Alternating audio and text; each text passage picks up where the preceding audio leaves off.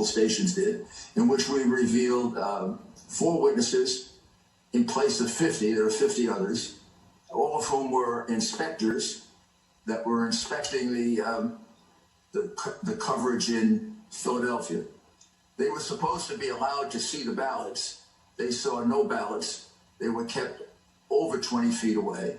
When they went to court and the judge required they be put closer, the sheriff refused to put them closer and even threatened to arrest them. This will be documented in a lawsuit that will be filed today.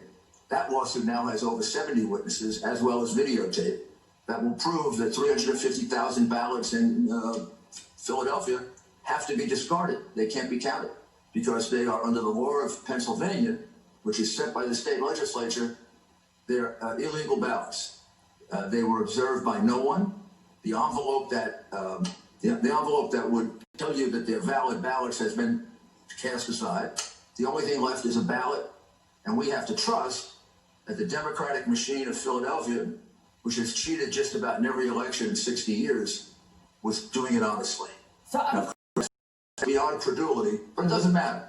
The minute you discard the envelope, you don't have a person inspected, it's an illegal ballot. And they even ultimately defied a court order to do that.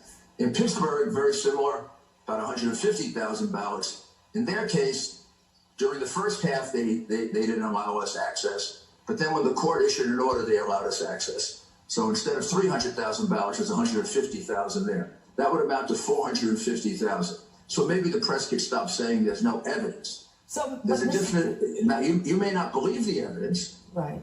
But you don't get to decide that. The judge does. So there is evidence of voter fraud.